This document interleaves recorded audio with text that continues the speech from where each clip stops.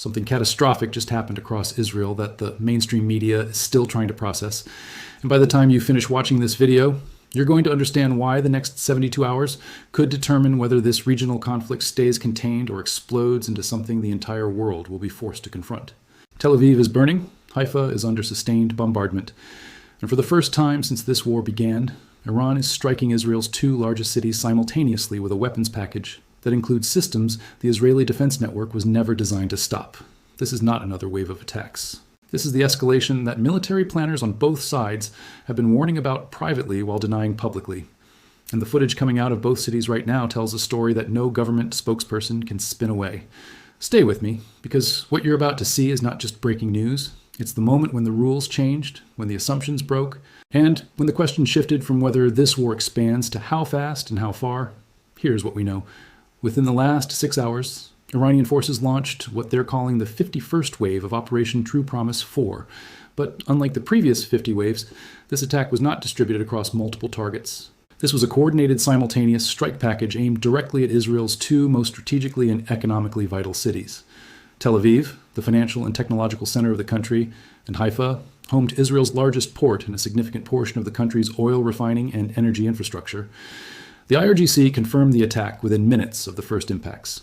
Their statement was direct and unambiguous. In response to continued aggression, we have struck the heart of the Zionist entity. The weapons used represent the next phase of our operational capability. That phrasing is important. Next phase. Because what hit Tel Aviv and Haifa tonight was not a repeat of previous attacks.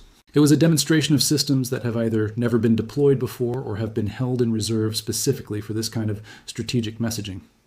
Let's break down what actually struck both cities, because the weapons package tells you everything you need to know about where Iran believes this conflict is heading. The attack combined three distinct layers. Shahed series drones in large numbers, likely over 150 individual units deployed as the first wave. These are the systems Iran has been using throughout the conflict. Relatively cheap, relatively slow, but effective at overwhelming air defense networks when deployed in saturation quantities. The second layer was cruise missiles. Reports from the ground suggest these were Paveh cruise missiles, a newer Iranian system with a range exceeding 1,600 kilometers and a warhead carrying roughly 500 kilograms of high explosive. These missiles fly low, hug terrain, and are specifically designed to exploit gaps in radar coverage that ballistic missile defense systems leave open. And the third layer, the one that changes the entire threat calculus, was the Fattah-2 hypersonic ballistic missile. This is the system that Iranian officials have been publicly promoting for months, but had not yet used in large-scale operational deployment against Israel. Until tonight. The Fattah-2 is not just fast. It's maneuverable at hypersonic speeds during its terminal descent phase.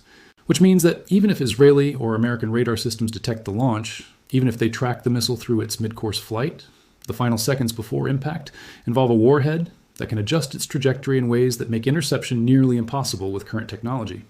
Israel's Arrow system was built to intercept ballistic threats. It was not built to intercept hypersonic maneuvering threats arriving at Mach 15. That's not a criticism of Israeli engineering. It's a recognition that the technology to reliably intercept hypersonic maneuvering warheads does not currently exist in any deployed system anywhere in the world, and Iran knows it. The impacts in Tel Aviv were concentrated in three zones. The first was near Gurion Airport, Israel's primary international gateway. Multiple strikes hit infrastructure near the runways. The airport has been closed. All inbound flights have been diverted. All outbound flights have been grounded. The second impact zone was in central Tel Aviv, near the Defense Ministry complex and surrounding government buildings. Footage verified by multiple sources shows significant structural damage, fires burning across several blocks, and emergency response teams still working to assess casualties. The third zone was the port area of Tel Aviv, where several strikes hit logistics infrastructure and fuel storage facilities. Those fires are still burning as of this recording. In Haifa, the targeting was even more specific. The port of Haifa, one of the largest deepwater ports in the eastern Mediterranean and a critical node for both commercial shipping and military logistics, took multiple direct hits. Initial reports suggest extensive damage to container handling facilities, cranes, and offloading infrastructure. If those reports are accurate, the operational capacity of Haifa Port could be reduced by 50% or more for weeks. The second target in Haifa was energy infrastructure. Specifically, the oil refineries and fuel storage depots that supply a significant portion of northern Israel's energy needs. Explosions at these facilities triggered massive fires visible from dozens of kilometers away.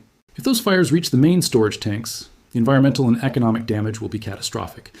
And the third target in Haifa was critical infrastructure related to Israel's natural gas operations. Haifa is a major hub for processing and distribution of natural gas from Israel's offshore fields. Strikes on that infrastructure would represent a direct attack on Israel's energy security at a level this conflict has not seen before. Now let's talk about what got through and what that tells us about the current state of Israeli air defenses. The question everyone is asking is, how did this happen? How did Iranian missiles and drones penetrate the most sophisticated air defense network in the Middle East and strike the two largest cities simultaneously? First, the sheer volume of incoming threats: 150 drones, dozens of cruise missiles and hypersonic systems, all arriving in overlapping waves, timed to stress the defense network at every layer. Iron Dome handles short-range threats. David's Sling handles medium-range. Arrow handles long-range ballistic. But all three systems have intercept capacity limits. If more threats arrive than interceptors available, some get through. That's not failure, that's math. Second, the variety of threat profiles. Drones fly low and slow, cruise missiles low and fast, ballistic missiles high and very fast, hypersonic missiles impossibly fast and maneuverable. Forcing a defense network to engage all profiles simultaneously divides attention, splits resources, and creates gaps. And third, the economic equation. Every interceptor costs between $1 million and $3 million. Iranian drones cost tens of thousands, cruise missiles hundreds of thousands. Attackers trade cheap for expensive and win because Israel cannot sustain interceptor expenditure indefinitely. All three factors were in play tonight, and the result is visible. Fires burning across neighborhoods, emergency services overwhelmed, casualties mounting. Israeli authorities confirmed at least 17 dead and over 200 wounded. But those numbers are preliminary. Multiple impact sites still being cleared, collapsed structures still being searched. Independent journalists report significantly higher figures. Overwhelmed hospitals, triage centers and parking lots, ambulances racing while sirens continue. This is the deadliest single attack on Israeli civilians since the war began, and the first time Iran successfully struck Israel's core with this level of devastation in one coordinated operation. That changes the political equation inside Israel in ways impossible to predict, but easy to imagine. Public pressure for retaliation will be immense. Pressure to demonstrate protection will force decisions that may not be strategically rational but will be politically unavoidable. This attack is a response to something. 3 days ago, Israel conducted airstrikes deep inside Iran targeting missile production facilities and command infrastructure in Tehran suburbs. The strikes were significant. Bunker-penetrating munitions. 40 Iranian military personnel killed. The deepest Israeli penetration into Iranian airspace since the war began. Iran's leadership stated the response would be swift and disproportionate. Tonight is that response. Israel struck Iranian military infrastructure. Iran struck Israeli cities. That is a qualitative escalation that breaks the unspoken rules both sides have been operating under. And it puts both governments in a position where neither can back down without looking weak, but neither can escalate further without risking outcomes neither actually wants. If Israel does not respond to tonight's attacks with significant force, the domestic political cost will be severe. The government will be accused of weakness. Opposition will demand action. Public fear will turn to anger. But if Israel does respond with force, the obvious targets are inside Iran. And striking Iran again, after Iran just demonstrated its ability to devastate Israeli cities, risks triggering even larger Iranian response. More cities under fire, more casualties, more pressure to escalate. The cycle continues until something breaks. And let's talk about the international response because it's telling. The United States condemned the attacks and reaffirmed commitment to Israel's security. But notably, the statement did not announce new military deployments, immediate action, or ultimatum to Iran. Washington is trying hard not to be dragged directly into this fight. Europe issued calls for restraint.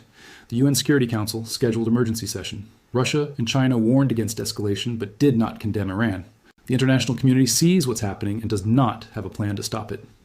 The assumption has been that if this war spiraled out of control, the adults would step in and impose ceasefire.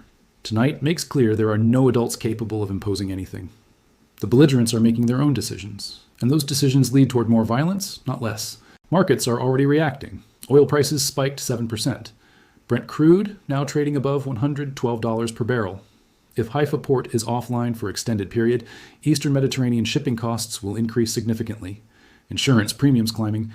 If conflict expands to threaten Suez Canal or Red Sea traffic, global shipping costs could double within weeks. That feeds directly into inflation, economic instability, political instability in countries that have nothing to do with this war but will pay the price. Iran has now demonstrated it can strike Israel's core cities with advanced weapons in large, coordinated packages. That demonstration is being watched closely by every actor in the region. Hezbollah in Lebanon, with its massive missile arsenal. Hamas in Gaza still operational. Houthi forces in Yemen launching shipping attacks. The message Iran sent is not only to Israel, it's to everyone. We have capability, we have will. We are not intimidated by a retaliation threat. That will embolden regional actors with their own grievances, weapons, and calculations about whether this is their moment to act. Let's be clear about what tonight represents. This is not just another escalation. This is the moment when the war moved from periphery to center, from military targets to civilian cities, from limited strikes to sustained bombardment, from manageable to something much harder to control. The assumption that both sides operated under implicit rules, that certain targets were off limits, that escalation could be calibrated and controlled, that assumption is now gone. And once that assumption breaks, the conflict enters a phase where the primary constraint on violence is not strategy or diplomacy, it's capability. What can each side actually do to the other? And we are about to find out, because Israel will respond. That's not a prediction, that's a certainty. The only question is how, where, and with what level of force.